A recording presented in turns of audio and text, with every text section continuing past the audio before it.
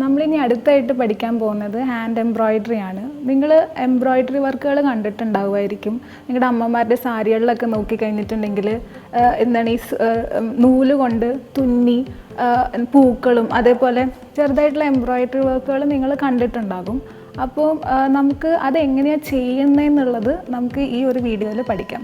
അപ്പോൾ അതിന് വേണ്ടി എന്തൊക്കെയാണ് വേണ്ടതെന്നുള്ളത് നമുക്ക് നോക്കാം. ആദ്യം വേണ്ടത് എംബ്രോയിഡറി ഹൂപ്പാണ്. ഇത് അധികം കോസ്റ്റ്ലി ഒന്നുമല്ല. ഒരു 40 രൂപയൊക്കെ കൊടുത്തു കഴിഞ്ഞിട്ടുണ്ടെങ്കിൽ ഏത് സ്റ്റേഷനറി ഷോപ്പിലും നിങ്ങൾക്ക് കിട്ടുന്ന ഒരു സാധനമാണ്. ഇനിയിപ്പോൾ ഇതില്ലാന്ന് വെച്ചാലും കുഴപ്പമൊന്നുമില്ല.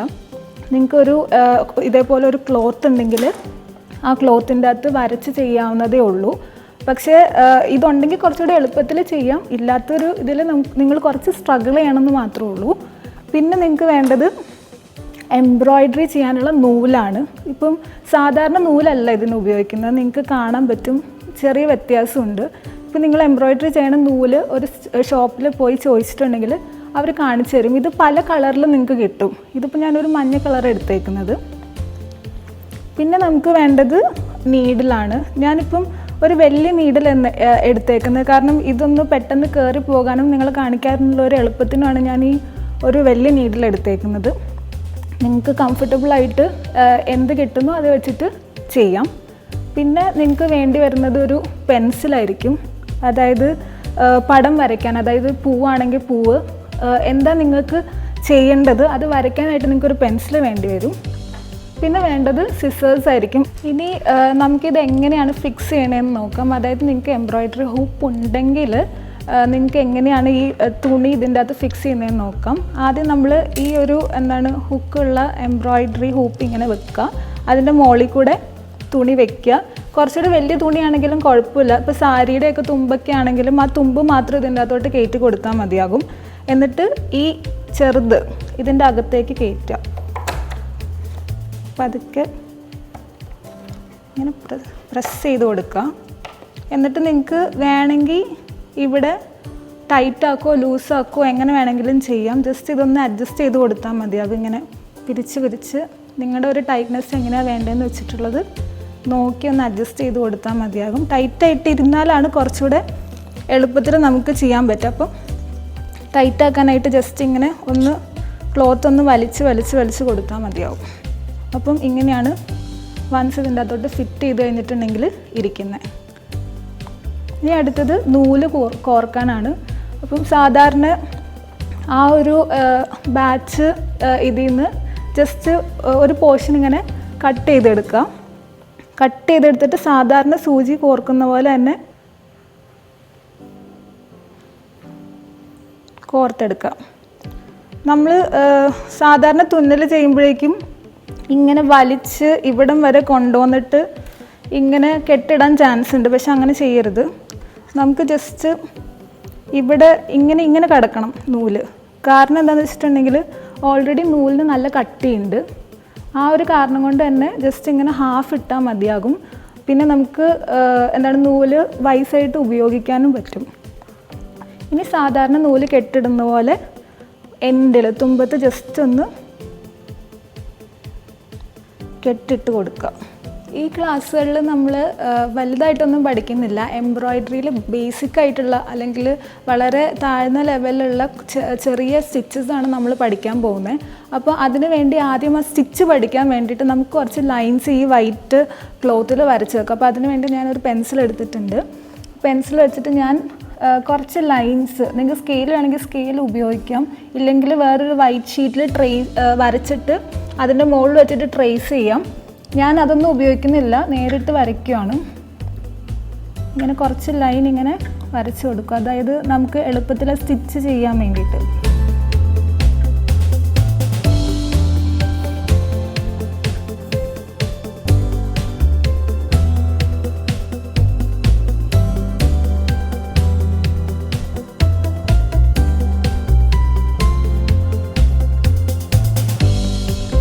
നിങ്ങൾക്ക് കാണാൻ സാധിക്കും. ഇങ്ങനെ ഞാൻ ജസ്റ്റ് ഒന്ന് ട്രേസ് ചെയ്ത് വരച്ചിട്ടുണ്ട്. ഇനി ഇതിൻ്റെ മുകളിലാണ് നമ്മൾ ബേസിക് ആയിട്ടുള്ള സ്റ്റിച്ച് ചെയ്യാൻ പോകുന്നത്. അപ്പോൾ നമ്മൾ വരച്ച് വെച്ച ക്ലോത്ത് ഞാൻ ഒരു എംബ്രോയിഡറി ഹൂപ്പിൻ്റെ അകത്തോട്ട് ഫിറ്റ് ചെയ്തിട്ടുണ്ട്. അപ്പം വരച്ച് വെച്ചത് ഇങ്ങനെയാണ് ഇരിക്കുന്നത്. ഇനി നമുക്ക് ഓരോ സ്റ്റിച്ച് ബൈ സ്റ്റിച്ച് എങ്ങനെ ചെയ്യുന്നതെന്ന് നമുക്ക് നോക്കാം. അപ്പം ആദ്യത്തെ സ്റ്റിച്ച് എന്ന് പറഞ്ഞിട്ടുണ്ടെങ്കിൽ റണ്ണിങ് സ്റ്റിച്ചാണ്. അപ്പം നമുക്ക് നോക്കാം റണ്ണിങ് സ്റ്റിച്ച് എങ്ങനെയാണ് ചെയ്യുന്നതെന്ന്. ഓക്കെ, നമ്മൾ ആദ്യം തന്നെ കോർത്ത് വെച്ചിരിക്കുന്ന സൂചി നൂലും എടുക്കുക. എന്നിട്ട് ഇവിടുന്ന് ആദ്യത്തെ ലൈൻ കണ്ടല്ലോ, അതിൽ ഞാൻ കുറച്ച് കുത്ത് ഇട്ട് വെച്ചിട്ടുണ്ട് എളുപ്പത്തിന് വേണ്ടിയിട്ട്. അപ്പം ഞാൻ ആദ്യത്തെ കുത്തിലേക്ക് സൂചി കയറ്റുവാണ്. പതുക്കെ വലിക്കുക. എന്നിട്ട് രണ്ടാമത്തെ കുത്തിലേക്ക് പിന്നെയും താഴത്തേക്ക് വലിക്കുക. ഇനി ഇവിടെ ഒരു ഗ്യാപ്പ് വരണം. ഇവിടെ ഒരു ഗ്യാപ്പ് വിട്ടിട്ട് അടുത്ത സ്റ്റിച്ച്, അടുത്ത കുത്ത് വലിച്ചെടുക്കുക.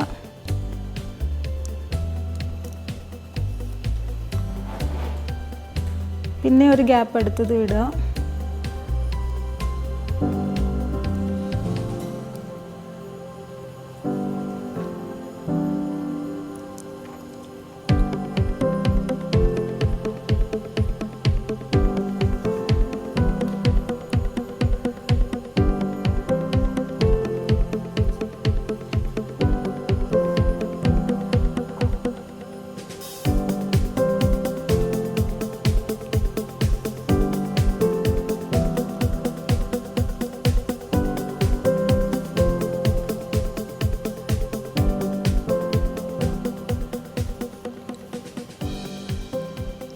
കഴിഞ്ഞു. ഇതാണ് നമ്മുടെ റണ്ണിങ് സ്റ്റിച്ച് എന്ന് പറഞ്ഞ ആദ്യത്തെ സ്റ്റിച്ച്.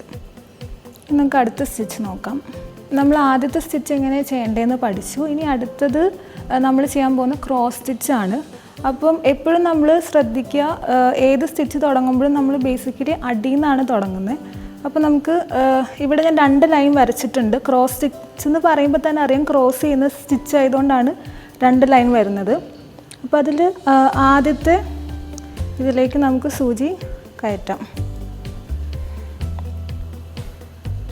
എന്നിട്ട് ഇനി ഈ സ്റ്റിച്ചിൻ്റെ തൊട്ട് ഓപ്പോസിറ്റുള്ള ഈ ഒരു ഡോട്ടിൽ നമ്മൾ കുത്തിയിട്ട് ഇതേപോലെ എടുക്കണം, അപ്പുറത്തെ ഡോട്ട് വരെ.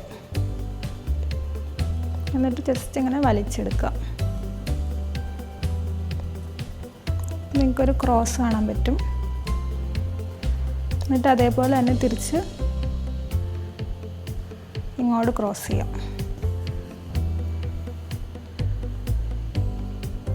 ക്രോസ് ആയത് കണ്ടില്ലേ? ഇനി ഇതേ പ്രോസസ്സ് നമുക്ക് ഒന്നുകൂടെ ഇവിടുന്ന് വലിച്ചെടുത്തിട്ട് ഇങ്ങോട്ടേക്ക്, അതായത് തൊട്ട് ഓപ്പോസിറ്റ് ഉള്ള ഇതിലേക്ക് എടുത്ത് ഇതേപോലെ.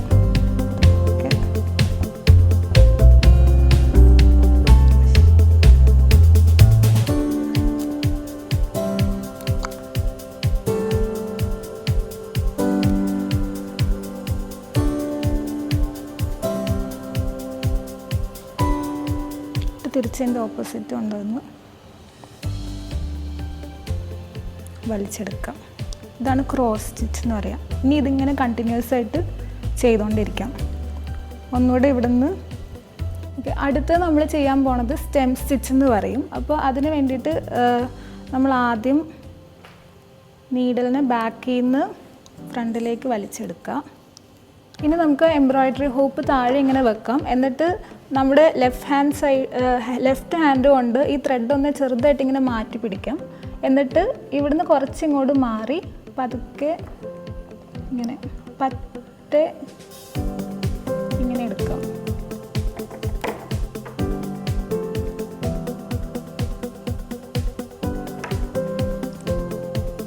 എന്നിട്ട് ഇതിങ്ങനെ വലിക്കാം.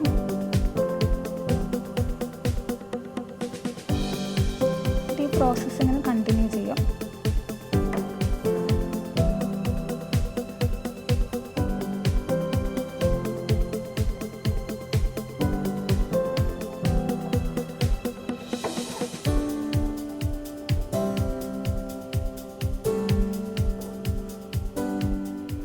ഇത് ലാസ്റ്റ് സ്റ്റിച്ചാണ്. പതുക്കെ വലിച്ചെടുക്കുക. എന്നിട്ട് ജസ്റ്റ് ഒന്ന് താഴത്തേക്ക് കൊണ്ടുവന്ന് ഇവിടെ എൻഡ് ചെയ്യാം. അപ്പം ഇതാണ് നമ്മുടെ സ്റ്റെം സ്റ്റിച്ച്. നമുക്കിപ്പം പൂക്കളുടെ സ്റ്റെംസൊക്കെ തുന്നുമ്പോഴേക്കും നമുക്ക് യൂസ് ചെയ്യാൻ പറ്റിയ ഒരു സ്റ്റിച്ചാണിത്. 3 തരത്തിലുള്ള എംബ്രോയ്ഡറി സ്റ്റിച്ചുകൾ എങ്ങനെയാണ് ചെയ്യുന്നത് നമ്മളിന്ന് പഠിച്ചല്ലോ. അപ്പം നിങ്ങൾ ഈ ഒരാഴ്ച എടുത്ത് അത് ചെയ്യുക, സ്പീഡപ്പ് ആക്കുക.